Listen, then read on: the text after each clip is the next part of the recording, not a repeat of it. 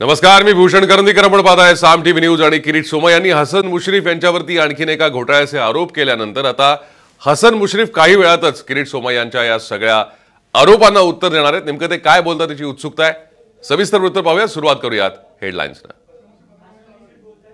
सध्या हसन मुश्रीफ पत्रकार परिषद घेतात. आपण थेट जाऊया.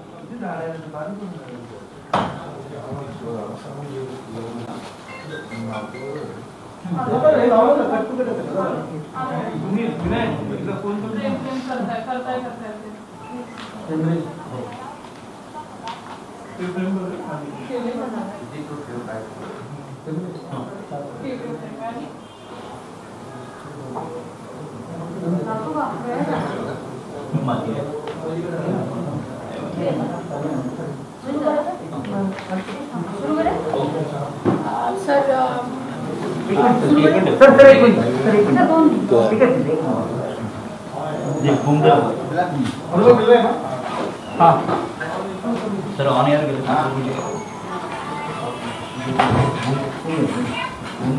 मोबाईल सायलेंट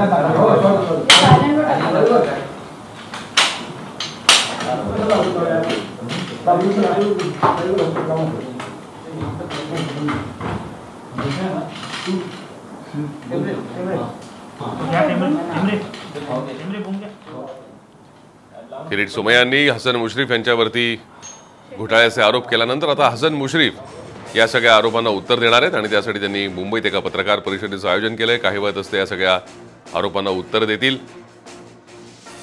सोमय्या यांनी आज कराडमध्ये पत्रकार परिषद घेत गडिंग्लज इथल्या साखर कारखान्यामध्ये मुश्रीफांच्या कुटुंबियांचा काय संबंध असा सवाल उपस्थित केला. तर पुढच्या आठवड्यामध्ये आणखीन एक घोटाळा मुश्रीफांसंदर्भातला आपण उघड करणार आहोत असंही ते म्हणालेत.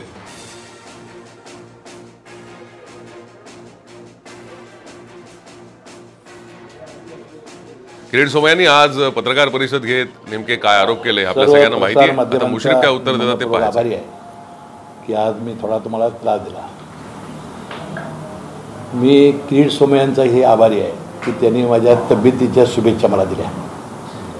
आता मी समोरच आहे आपल्या, म्हणजे मला डेंग्यू झाला होता आणि थोडा अशक्तपणा आहे. आता हे किरीट सोमय्या जे आरोप करतायत त्याच्यामागं भारतीय जनता पक्षाचं फार मोठं षडयंत्र आहे. आणि विशेषतः प्रदेशाध्यक्ष चंद्रकांत पाटील हे याचे खरे मास्टर माइंड आहेत. मी अनेक वेळा तुमच्या समोर आणि राज्याच्या समोर मी सातत्यानं माझ्या नेत्यावर, शरद पवारांच्यावर, माझ्या पक्षावर, महाविकास आघाडी सरकारवर, नंतर अनिल देशमुखांच्या प्रकरणाबाबत, परमवीर सिंगाबाबत किंवा केंद्रीय तपास यंत्रणेचा जो गैरवापर होतो याबद्दल सातत्याने याच ठिकाणी पत्रकार परिषदा घेतलेल्या आहेत. आणि सातत्यानं मी आवाज उठवत असतो. आणि यामुळं सातत्याने भारतीय जनता पक्षाचे नेते मंडळी मला कसं थांबवता येईल, कसं दाबता येईल याचा प्रयत्न करत होते. आणि किरीट सोमय्या हे त्यांच्यातलं टूल म्हणून त्यांनी वापर केलेला आहे. आता चंद्रकांत पाटील प्रदेशाध्यक्ष आहेत आणि त्यांना सातत्यानं हा चिंतेचा विषय राहिलेला आहे की बाबा आपण प्रदेशाध्यक्ष आहोत, त्या जिल्ह्यामध्ये भारतीय जनता पक्ष भुईसपाट झालेला आहे. हा कुणी भुईसपाट केला? तर हसन मुश्रीफ याला मुख्य कारणीभूत आहे. म्हणून त्यांनी गेल्या वेळेला मला भारतीय जनता पक्षात येण्याची सुद्धा त्यांनी मागणी केली होती, विनंती केली होती. मी त्याला म्हटलं की पवार एके पवार म्हणून मी केलं नाही. त्यानंतर माझ्यावर इन्कम टॅक्सची धाड त्यांनी घातली. विधानसभेच्या निवडणुकीपूर्वी हे कारस्थान त्यांनी केलं. आणि आता त्यांना वाटते की महाविकास आघाडी ही जिल्ह्यातली इतकी प्रबळ झालेली आहे, विशेषतः पश्चिम महाराष्ट्रामध्ये, की 10 वर्षात या भारतीय जनता पक्षाला आता कुठलाही म्हणजे त्याच्यासमोर यश दिसत नाही. परवा ते म्हणाले की कालचक्र असतं, फिरत असतं, भविष्यात काय होईल ते होईल. पण आज कोल्हापूर जिल्ह्यामध्ये ते झिरो आहेत. जिल्हा परिषद त्यांच्या ताब्यात नाही, महानगरपालिका ताब्यात नाही, जिल्हा मध्यवर्ती बँक ताब्यात नाही, मार्केट कमिटी ताब्यात नाही.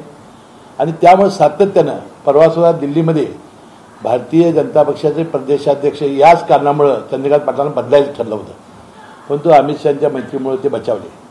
त्यांचं कोल्हापूर जिल्ह्यामध्ये आणि पश्चिम महाराष्ट्रामध्ये होत असलेला सुपडा साप हे त्यांचं अपयशाचं कारण आहे. आणि मग हसन मुश्रीफला कसं थांबवता येईल हा यामागचा कारस्थान आहे. दुसरा विषय, किरीट सोमय्या सातत्याने सांगतात मी ही कागद काढतो आणि मी देवेंद्र फडणवीसकडे घेऊन जातो आणि देवेंद्र फडणवीस सांगतात त्यांचं काढतो. म्हणजे देवेंद्र फडणवीसांनी यासाठी माझं नाव घेतलं असावं हा म्हणजे स्पष्ट त्यांनीच सांगितलं किंवा ते सांगतात त्याप्रमाणे मी करतो. आता विषय 2 आहे की चंद्रकांत पाटील यांनी पुरुषार्थाप्रमाणे लढावं. असं कुणाचा तरी वापर करून बदनामी करून माझ्या कुटुंबियाची बदनामी करून त्यांना काही मिळणार नाही. सगळे हे आरोप खोटे आहेत, बिनबुडाचे आहेत आणि त्याच वेळेला मी त्याचा निषेध केला होता आणि 100 कोटी रुपयेच्या फौजदारी अब्रू नुकसानीचा दावा करायचं मी ठरवलेला आहे आणि ते मला दावा तयार होत आलेला आहे. पण आज त्यांनी जो दुसरा घोटाळा म्हणतात त्याला, तर त्यांनी आज आरोप केला तो तर इतका बिनबुडाचा, इतका खोटा. मला वाटते की किरीट सोमय्यांची CAची पदवी मी मागच्या वेळा सांगितलं होतं, ही खरीच पदवी आहे का काय मला एक शंका आहे. मला अनेकांनी जाणकारांनी सांगितलं. कारण आजचा जो त्यांनी आरोप केलेला आहे तो इतका खोटा आहे, त्यांनी अजूनही अभ्यास करावा. मला त्यांना एकदा सांगायचं आहे की एकदा मी तुमच्याकडे CA पाठवतो आणि जे 2 माझ्यावर आरोप केले आहेत ते जर तुमच्या लक्षात आले तर लक्षात येईल की हसन मुश्रीफ हा कसा माणूस आहे. तुम्हाला एकच मला सांगायचं आहे की त्यांनी माझी राजकीय, मला भारतीय जनता पक्षाचे अनेक माझे मित्र आहेत ते सांगतायत की आम्ही सांगत होतो की तो हसन मुश्रीफला काढू नकोस, कारण हसन मुश्रीफ हा तसा माणूस नाही. हा समाजाशी जोडला गेलेला, गोरगरीब सर्वसामान्य दिलदर्जाची सेवा करून वर आलेला आहे आणि जी संधी मला मिळाली त्यामध्ये गरीब आणि सामान्य माणूस आणि त्यामुळे लाखो लोक हे माझ्याशी जोडले गेले आहेत, जीवाभावाचे आहेत आणि जीवाला जीव देणारे कार्यकर्ते तयार झालेले आहेत. आता त्यांनी आज जो आरोप केला तर त्याच्याबद्दल तर त्यांनी माफी मागितलीच पाहिजे. आता आप्पासाहेब नलवडे सहकारी साखर कारखान्याचा 100 कोटीचा घोटाळा असं त्यांनी आज आरोप पहिला केला. त्यात ब्रिक्स इंडिया प्रायव्हेट लिमिटेड या कंपनीचा माझ्या जावयाचा सुतराम संबंध नाही. कारण मी 2 तास घेतली होती त्यांची पत्रकार परिषद झाल्यानंतर, तर काय आरोप करतात मला माहिती नव्हतं.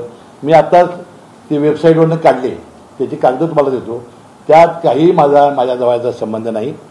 ब्रिक्स इंडिया कंपनी ही फक्त 44 लाख शेअर कॅपिटलची आहे आणि SU कंपनी आहे, ती काहीतरी शेल कंपनी म्हणून सांगितलं. ही शेल कंपनी नाही, ही महाराष्ट्राची कंपनी आहे, त्याचंही 1 लाख शेअर कॅपिटल आहे. 100 कोटीचा घोटाळा होईल कसा, हा एक प्रश्न. कोल्हापूर जिल्हा मध्यवर्ती बँकेनं हा निविदा काढलेली नाही. कोल्हापूर जिल्हा मध्यवर्ती बँकेचं या कारखान्याला कर्ज नव्हतं. 2012-13 साली हा कारखाना शासनाने ब्रिक्स फॅसिलिटीला चालवायला दिलेला होता 10 वर्षाच्या सहयोगी तत्वावर, की जे शासनाचा धोरण होतं सहयोगी तत्वावर त्याला घेतला होता. परंतु ही कंपनी 2020ला, ते म्हणतात 2020ला दिली. ग्रामविकास खात्याचा मंत्री किती खोटं बोलायचं, अभ्यास तरी केला पाहिजे. मूर्खपणाचा कळस आहे. 2020ला ही कंपनी सोडली त्या कंपनीनं, कारण 2 वर्ष आधीच 10 वर्षासाठी घेतला होता 43 कोटीला. मी सगळी माहिती काढली. 2 वर्ष तोटा फार वाढत होता, बँकाची कर्ज वाढत होती, पण तो कारखाना त्यांनी सोडला. कारखाना सोडल्याची ऑर्डर माझ्याकडे आहे. हायकोर्टमध्ये ती कंपनी गेली होती, संस्था, त्यांच्यात वाद चालू होता, त्याची हायकोर्टची ऑर्डर माझ्याकडे आहे. म्हणजे 2020ला कारखाना घेतलेला नाही. 2012-13ला या कंपनीनं 10 वर्षासाठी महाराष्ट्र शासनाच्या परवानगीनं सहयोगी तत्वावर घेतलेला होता. 2 वर्ष आधी फार मोठा त्याला तोटा येत होता, बँकेची कर्ज वाढत होती, म्हणून 2 वर्ष आधीच नुकसान सोसून त्यांनी कारखाना त्या संस्थेच्या संचालक मंडळाच्या ताब्यात दिलेला आहे. आज ती संचालक मंडळ कारखाना चालवतोय आणि मी त्या मतदारसंघाचा आमदार होतो. मला माहिती होतं की त्यावेळेला त्या कारखान्याच्या कामगारांचे 18 महिने पगार थकलेले होते. तिथल्या कामगारांच्या बायका या मजुरीला जात होत्या, म्हणून आमदार म्हणून मीच पुढाकार त्या सहयोगी तत्वावर चालण्यासाठी घेतलेला होता. त्या कंपनीशी माझा सुतराम संबंध नाही. जिल्हा मध्यवर्ती बँकेनं हा कारखाना काय ते अपारदर्शक बिडिंग केलं असं काहीतरी त्यांचं म्हणलं, त्यांनी काढलाच नाही, तर तो दिला शासनानं सहयोगी तत्वावर. म्हणजे एक ही शेल कंपनी आहे म्हणतात ती नाही. नंतर या ब्रिक्स इंडिया कंपनी जी आहे त्याचे आज मी काढलंय, त्याचं शेअर कॅपिटल देतोय, त्याला उलट 75 कोटी तोटा आहे त्या कंपनीला. मला वाटते जर याची चौकशी केली तर मला वाटते तो तोटा किरीट सोमय्यांनी भरून द्यावा. आणि जर त्यांनी नितीन गडकरी साहेबांचं मार्गदर्शन घेतलं असतं या कारखानदारीवर बोलायला, म्हणजे बोलताना, तर मला वाटतं चांगलं मार्गदर्शन त्यांना लागलं असतं. कारण स्फूर्ती कारखाना त्यांनी काढला, स्फूर्ती, त्यावेळेस असेच प्रॉब्लेम तयार झाले होते. आणि त्यावेळेला नितीन गडकरी साहेब म्हणाले होते की कारखाना साखर कारखाना काढणं म्हणजे आम्ही पूर्वजन्मी पाप केले का काय, असं ते वाक्य बोलले होते. मला वाटतं ते मार्गदर्शन त्यांना मिळालं असतं बरं झालं असतं. म्हणजे यासाठी आता मला 100 कोटीचा पहिला आणि हा 50 कोटीचा दुसरा असा फौजदारी दावा मी दाखल करणार आहे. म्हणजे याच्याशी काही संबंध नाही. आणि मी त्या सरसेनापती संताजी घोरपडे कारखान्यामध्ये त्यावेळेस त्याच वेळेला खुलासा केलेला होता. मी काय खुलासा केला होता की बाबा ही इन्कम टॅक्सचं झाड गाठलेली आहे, सगळी कागदपत्रे त्यांनी आमची जप्त केलेली आहे, आमच्या कुटुंबियाचा कुठेही म्हणजे याच्यामध्ये संबंध आलेला नाही आणि जी आहेत ती आम्ही उत्तर त्याला दिलेली आहेत. आता त्याबद्दल ते ईडीकडे जात आहेत, ह्याच्याकडे जात आहेत. मला त्यांना एक प्रश्न विचारायचा आहे, तुम्ही एकदा सगळीकडे दिलाय ना, त्या संस्था तपासणी करतील की तुम्ही जाऊन पर्यटन करायला कशाला जाता, त्या तिथं जाऊन म्हणजे उद्देश काय आणि अधिकार कोणी दिला, तुरुंगात टाकणार घोटाळेबाज.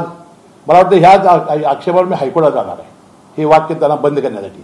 ही न्यायाधीश झाली काय, हे कोण आहेत तक्रार करायला, तुम्हाला तक्रार करण्याचं कारण तुम्हाला एजंट म्हणून नेमल्यानंतर सुपारी दिल्यानंतर तुम्ही काम करा ना, तुम्ही घोटाळेबाज तुरुंगात पाठवणार अशी बदनामीकारी वक्तव्य कशी करता, तुम्ही न्यायाधीश झाला काय, त्या चौकशी करणाऱ्या कंपन्या चौकशी करून देत ना काय करायचं ते. आणि पूर्णपणानं कारण मी 17 वर्ष मंत्री आहे आणि 3 वर्षानं 20 वर्ष होणार आहेत महाविकास विकास आघाडी आणि पुढे 10 वर्ष जाणार आहे. मला पुढे निवडून आलं की मला 30 वर्ष होतील मंत्रिपदाला. एवढ्या काळामध्ये माझ्यावर एकही आरोप झालेला नाही, माझ्यावर एकही दबक्या आवाजात चर्चा झालेली नाही कुठल्या याची. मी अतिशय प्रामाणिकपणानं काम केलेलं आहे. ज्या कामामध्ये मला सत्तेची संधी मिळाली तिथं सामान्य माणसासाठी काम करण्याचा मी प्रयत्न केलेला आहे. जसं भारतीय जनता पक्षाच्या काळात चिक्की घोटाळा झाला, प्रकाश मेहताचा गृहनिर्माण घोटाळा झाला, जमिनीचे घोटाळे झाले, तसे घोटाळे अद्याप कुठलेही आमच्या नावावर नाहीत, एवढे घोटाळे झाले. तर त्यांनी आता मंगलप्रसाद लोढायत आहेत त्यांच्या काढावं, भरपूर टॅक्स चुकला असेल त्यांनी जे साखर कारखाने आता नवीन त्यांच्यावर भारतीय जनता पक्ष त्यांची काढावी कागदपत्र किंवा भारतीय जनता पक्षाचे जे घोटाळे ते काढावेत ना सगळे. म्हणजे एक इम्पार्शल म्हणून त्यांची प्रतिमा होईल. हे भारतीय जनता पक्षाचं एक हत्यार म्हणून याचा वापर करतायत आणि महाविकास आघाडीला अस्थिर करण्याचा प्रयत्न ते सातत्याने करतायत. हे साध्य होणार नाही आणि आमचा काय आवाज दबणार नाही जोपर्यंत माझ्या पक्षावर. आता पवारसाहेबांचा काय संबंध आहे, शरद पवार साहेबांचं नाव ते घेता याची लायकी आहे काय, उद्धव ठाकरेंचं नाव घेता येत सातत्याने. मला वाटतं हे बोलण्यासाठी मला उच्च न्यायालयात जावं लागेल आणि हे बोलण्यापासून त्यांना रोखावं लागेल. कारण ह्यामुळे हे फार हे झालेलं आहे, अशी परिस्थिती होणं बरोबर नाही. जे योग्य येतं माझ्याकडे विशेष सहाय्य खातात त्यामध्ये 4 घटकांना मी न्याय देण्याचा प्रयत्न केला. विधवा भगिनी माझी, परित्यक्त्या भगिनी, अपंग माणसं आणि 65 वर्षावरची म्हातारी माणसं ज्यांना आई वडील वडिलांना मुलं बघत नाहीत त्यांना पेन्शन चालू करणारा मी मंत्री आहे. माझ्याकडे विधी न्याय खातं आलं. या चॅरिटी जे आज दवाखाने आहेत त्यांना व्यवस्थित मार्गावर आणण्याचं काम मी केलं. आज लाखो लोक ऑपरेशन आपण मोफत करून देतो चॅरिटीमधून. हृदयविकार, मेंदू, मनका, कॅन्सर, किडनी, लिव्हर, लाखो रुपये जे जिथं संधी मिळाली. आता कामगार खातं, बांधकाम कामगार मंडळ त्यावेळेला माझ्या काळात तयार झाला.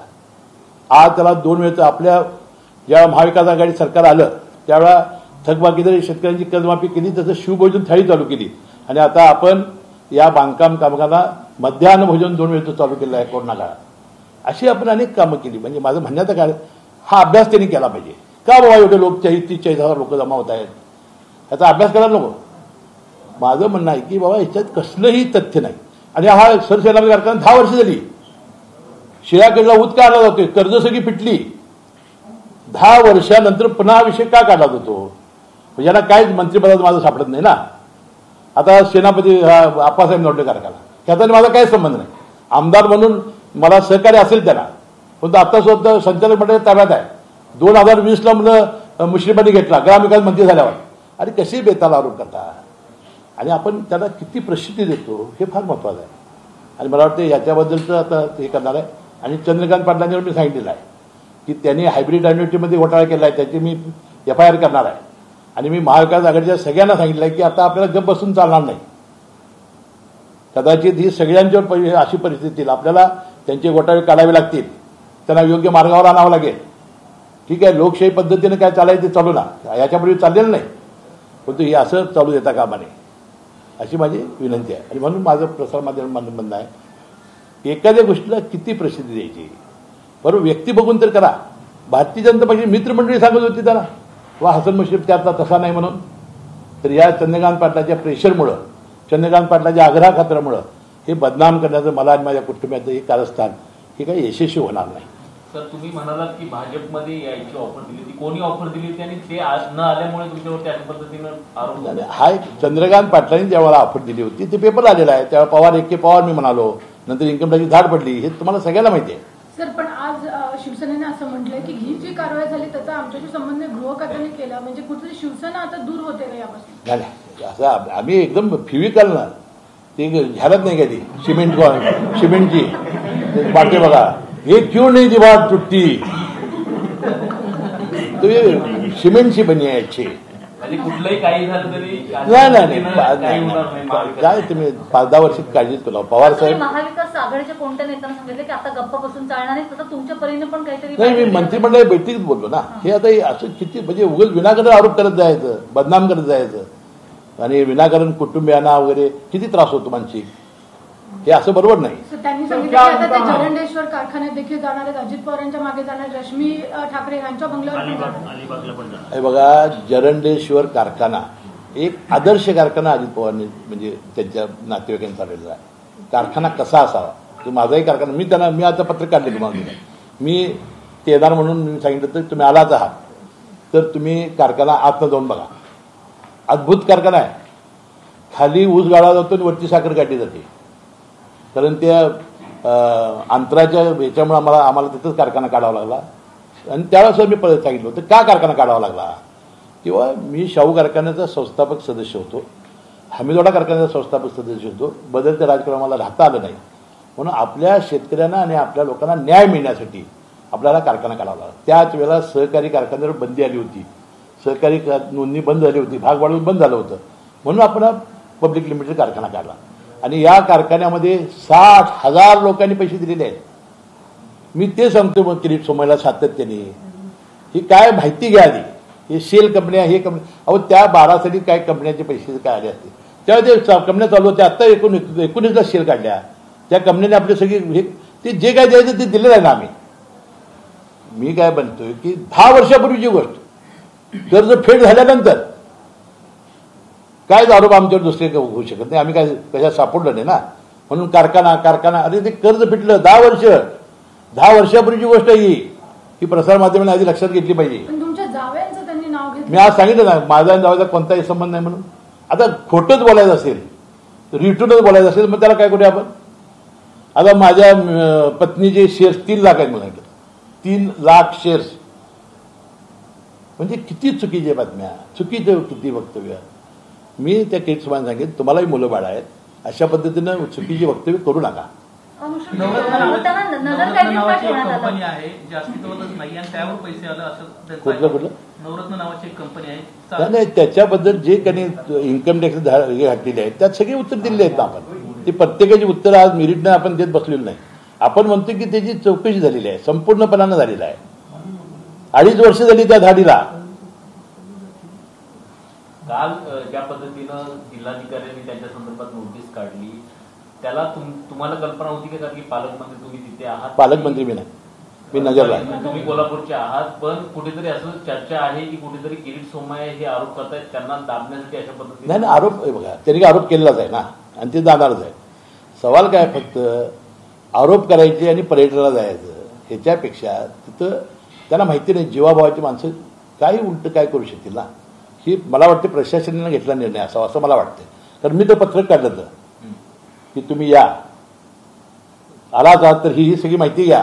भारतीय जनता पक्ष का वाचा झाली जिल्ह्यामध्ये, कशा पद्धतीनं माझं काम काय आहे, सगळ्या लोकांना भेटा तुम्ही, म्हणजे तुम्हाला लक्षात येईल की हसन मुश्रीफ ही काय चीज आहे. कुठेच काही घोटाळा नाहीये किंवा कुठेच काही घोळ नाहीये किंवा ब्रिक्समध्ये तुमचं आणि तुमच्या जावयांचं नाही असं तुम्ही म्हणताय नाव, मग तरी किरीट सोमय्यांना तिथे जाण्यापासून का अडवण्यात आलं? नाही, अडवलं आम्ही कुठं अडवलं. माझं बघा, मी तर माझा तर प्रश्न नाही.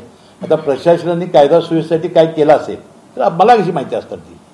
हा निव्वळ कलेक्टर DSP यांनी घेतला, कारण काल रात्रीपर्यंत मला जे ऑर्डरमध्ये वाचले त्यांच्या की रात्रीपर्यंत आपले गणपती विसर्जनचे कार्यक्रम होते, सकाळी सगळीकडं आमचे 43,000 लोक कागला जमणार होते आणि त्यांना वाटलं असेल किंवा काहीतरी धोका होईल त्याच्या जीवाला. माझं मत आहे त्यासाठी काहीतरी निर्णय घेतला असेल, मला काय माहिती नाही.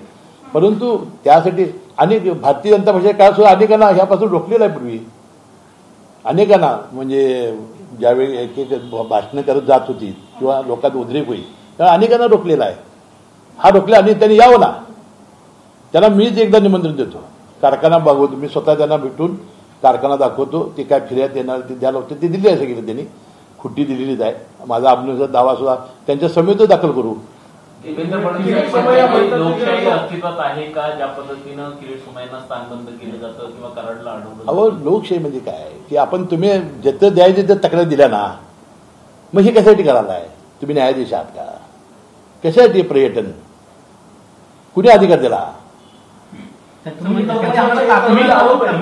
घाबरलाय या संपूर्ण प्रकरणात, त्यामुळे मला कोल्हापुरात येऊ दिलं जात नाही असा.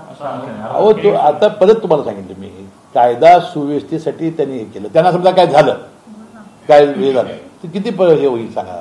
म्हणून त्या प्रशासनाने ती खबरदारी घेतली असेल असं का मानत नाही तुम्ही?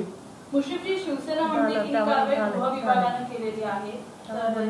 मी बोललो मगाशी, मी म्हटलं हे जिल्हा प्रशासनाने केलेली कारवाई असेल. त्यांना वाटलं असेल की बाबा या कोल्हापूर शहरामध्ये जे वातावरण झालेलं आहे संपूर्ण जिल्हा एकटोला आणि त्यामुळे कदाचित काहीतरी होईल म्हणून केलं असेल त्यांनी. सोमय्या जे काही आरोप करतात ते देवेंद्र फडणवीस यांच्या सांगण्यावरून करतात असं तुम्ही सांगताय.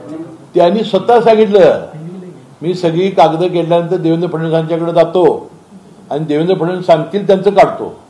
हे त्यांनी सांगितलंय, मी नाही. त्याचं काढावं त्यांचं विधान. पुढच्या आठवड्यात तिसरा घोटाळा काढणार नाही काढू.